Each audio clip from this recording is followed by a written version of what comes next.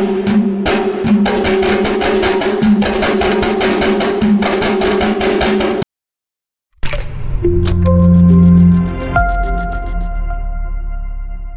selamat datang semua. Nama saya Norman. Selamat datang ke channel saya. Kepada yang baru, ni adalah tempat saya sharekan tips and tricks berkenaan dengan teknologi.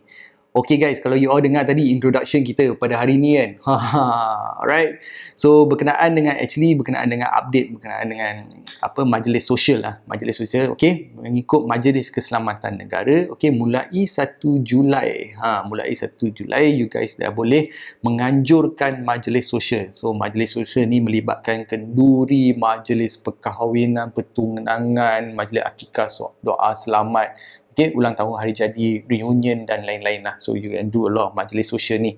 Okay, tetapi untuk tutorial ni saya akan lebih kepada nak berceritakan berkenaan dengan how kita boleh menggunakan aplikasi we call it MySejahtera, MySejahtera app atau MySejahtera app check-in ni dalam majlis perkahwinan you guys.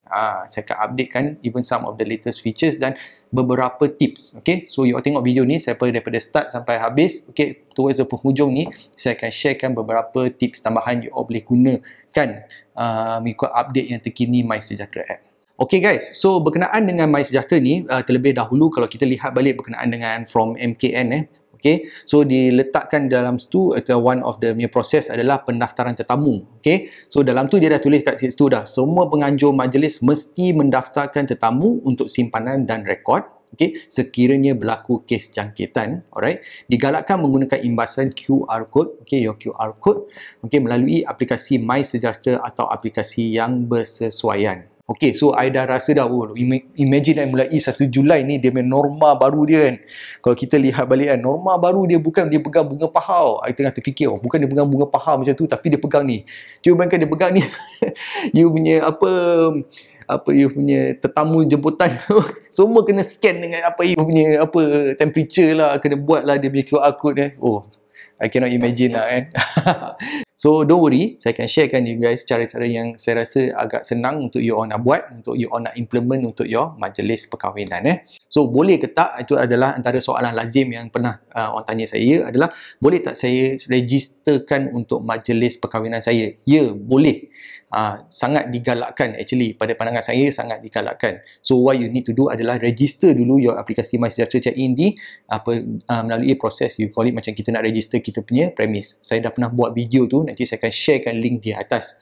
Cuma what you need to do, you kena buat macam ni. Okay, saya akan sharekan saya punya screen. Alright, so apa yang you all perlu buat, you all perlu log in kepada MySejahtera tu, check in once you all dah daftarkan. Alright, so you all boleh edit je. So contoh macam untuk saya bagi satu contoh adalah majlis perkahwinan XXX dan YYY. I just letak kat situ je. Alright, so you all boleh letak sebagai you punya main tu. Kalau you nak letak you punya alamat dengan detail semua you all dah masukkan, then terus you all dah print. So masuk I ni terus you all dah print dah siap-siap dah. So ni adalah salah satu contoh. Okay, so dia ada dia punya lokasi dan you dah letak dah siap-siap dah majlis perkahwinan XXX dan YYY. Dia punya nama tu lah, pengantin tu. Okay, so you all dah buat siap-siap dah. Okay, what you need to do is once you all dah buat siap-siap dah, okay, you all boleh menggunakan contoh macam stand saya yang saya buat ni. Ni antara salah satu contoh lah. Okay, dia punya stand tu, so you all boleh buat. Okay, pada pandangan saya buat yang ni, yang untuk check-in ni, buat banyak-banyak. Okay, jangan buat satu je, sebab bila you all buat ni, bila mengikut norma baru ni, proses yang akan membuat lambat selalu kalau kita lihat balik dekat kedai adalah dua perkara je. Okay, satu adalah ni, bila proses you all nak check in ni, dia nak buat temperature scanning. So temperature scanning ni nanti sekejap lagi saya akan share kan berkenaan dengan temperature scanning ni. Okay, yang paling penting adalah berkenaan dengan check in kepada your premise, your wedding lah. Okay, so pastikan you all print banyak-banyak this one. Okay, so kalau you ada lebih, bawa je. Okay, so contoh yang ni, kita dah letak atas meja dah siap-siap. Atau kalau you all ada budget lebih, you all boleh print dekat banting tu. So, cuba bayangkan banting tu dekat kemah ke, atau dekat dalam hall ke, your wedding hall tu. Sebelum nak masuk dia punya entrance tu, you all dah print siap-siap dah. Contoh, lepas tu letakkan QR code sekali untuk your MySejahtera check-in. Okay, so kita boleh sediakan adalah, you all sediakan dua alternatif lah. Satu is digalakkan untuk menggunakan MySejahtera check-in, so yang mana dah ada boleh scan tu, dia dah scan dah siap-siap dah. Yang kedua adalah of course proses secara manual.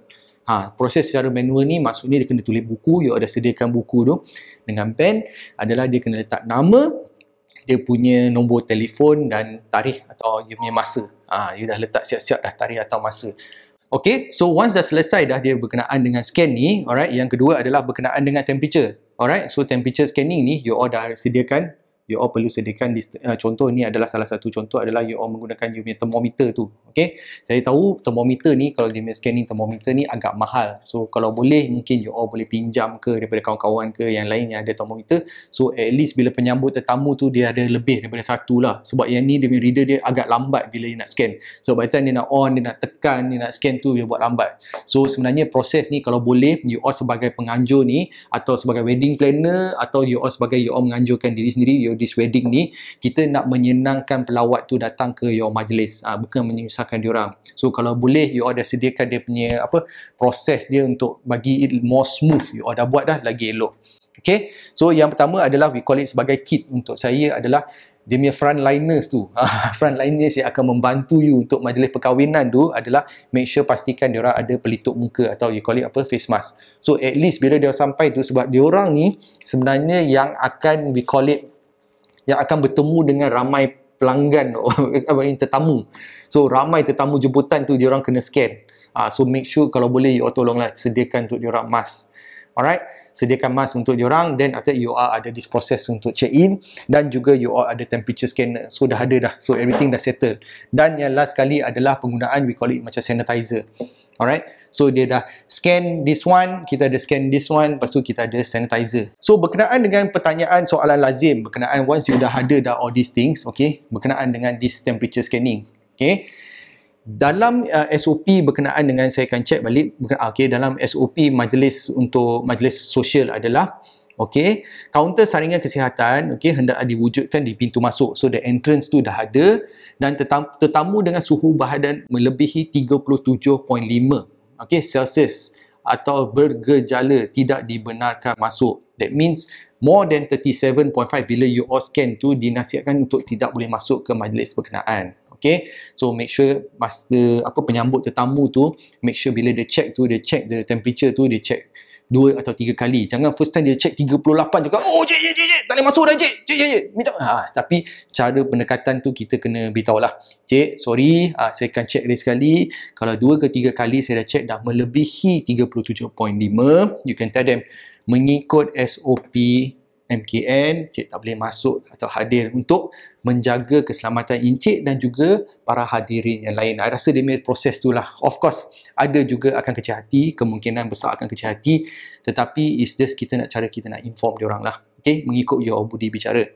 Alright, so berkenaan dengan scanning ni, temperature ni, ada yang ramai bertanya, okay, kalau kita dah scan dah, perlu tak kita rekodkan suhu badan? Tak perlu. Okay, kalau mengikut the SOP, kalau as of 25 Jun ni, SOP dia adalah kita hanya perlu is just to record their temperature. So kita perlu hanya dia punya record adalah dia punya suhu dia. Alright, so suhu dia kita dah record dah, tapi kita tak perlu masukkan ke dalam buku atau masukkan ke dalam aplikasi MySejahtera. Memang tak perlu. Hanya you all perlu adalah record sahaja dia punya kedatangan. Itu sahaja. Okay, dan yang last sekali berkenaan dengan MySejahtera dan majlis sosial adalah berkenaan dengan data. Okey, data pelawat tu. Yang tu kerap ditanyalah oleh viewers kita adalah berkenaan dengan akses ke data orang yang check in. Okey, untuk makluman you guys, okey, data untuk semua pelawat atau tetamu tidak boleh diakses oleh pemilik premis atau siapa yang mendaftarkan di check-in. Okay? Yang hanya boleh akses kepada data berkenaan adalah daripada pihak kementerian atau admin MySejahtera sahaja jika berlaku kecemasan atau kluster saja. Baru dia akan akses data. Okay, so ramai orang tanya saya, kenapa I tak boleh akses data berkenaan? I pun nak check juga all this kind of thing. Okay, the main reason, okay, sebab utama mereka tidak mengeluarkan data itu kepada semua orang adalah untuk menjaga hak data atau your privacy pelawat berkenaan. Dia orang tak nak ni orang luar menyalahgunakan data berkenaan. Okay, cuma pada update yang terkini, saya dah check pada hari ini. Saya check kalau you all lihat balik, contoh saya sharekan saya punya screen sekarang ni. Okay, kalau kita klik pada butang, kalau you nampak yang kat bawah ni ada view report. Ini antara features yang terkini dikeluarkan oleh MySejahtera. You all boleh tengok laporan. Maksudnya laporan berapa ramai orang check in je. Itu saja data yang you ada. So contoh macam untuk hari ni saya ada 1 check-in, dia akan keluar dekat sini. Untuk the last 7 hari yang lepas, dia akan tunjuk kat situ. Berapa ramai orang check-in, total 22 orang telah check-in ke dalam menggunakan this QR code. Contoh dekat sini. So dia akan tulis mengikut tarikh. Saya akan share kat share screen, dan yang hujung sekali adalah total. Total maksudnya jumlah orang yang telah check-in. So you all boleh lihat. So you all ada akses berkenaan dengan berapa ramai je orang yang check in, tetapi tidak mempunyai akses kepada dia punya detail dia. Maksudnya dia punya data pelawat, siapa yang datang check in, yang tu semua tak ada dalam tu. Alright? Okay guys, so itu sahajalah video kita berkenaan dengan cara kita boleh menggunakan aplikasi MySejahtera dalam membantu you guys melaksanakan majlis sosial, majlis perkahwinan you mengikut norma yang barulah. So antara tips yang terakhir saya nak share dengan you guys adalah what you can do adalah you all boleh menghubungi atau you all boleh WhatsApp kepada rakan-rakan, okay? Atau you all dah boleh brief awal-awal dah you punya penyambut tetamu. Make sure diorang dah tahu dah apa yang perlu dibuat. Sebab yang ni adalah prosedur yang baru. Okay, so prosedur baru mengikut norma yang baru. So everybody is experience a new type of wedding, we call it. So new type of wedding ni bila mengikut proses ni, kadang-kadang kita nak kena banyak bersabar. Okay, untuk beritahu apa yang tetamu jemputan ni kadang-kadang kan, apa dia orang tak faham. Okay, proses kenapa kita buat all this kind of thing. Alamak, datang kedui kahwin pun you pun menyusahkan. Kenapa I kena check in, or kenapa I kena buat all this kind of things? Mungkin lebih baik you all boleh explain dengan lebih, kalau you all dah maklumkan, you all dah boleh explain dengan lebih, we call it in a more calmly fashion lah. Maksudnya, cik, sebenarnya kita buat ni, kita scan ni bukan untuk apa, untuk menjaga keselamatan cik. Jika berlaku apa jangkitan ke apa ke, at least kementerian boleh menghubungi cik. Bukan nak menyusahkan cik. You dah inform, you dah maklum dah awal-awal. Okay, alright guys. So itu sajalah video kita pada hari ini. So seperti biasa, jangan lupa untuk like and subscribe pada channel saya, dan juga komen pada video di bawah kalau you dah apa-apa pertanyaan berkenaan dengan aplikasi MySejahtera, atau katakan you ada apa-apa berkenaan dengan contoh macam you nak tahu dengan lebih lanjut macam mana I nak register, macam mana I nak tahu berkenaan dengan boleh tak I melaksanakan this untuk majlis yang lain ke, boleh tak I melaksanakan MySejahtera ke, you all boleh komen je pada video bawah. Saya akan cuba my best untuk menjawab sebanyak yang mungkin. Okay guys, so kita akan jumpa di video yang lain. Thanks guys.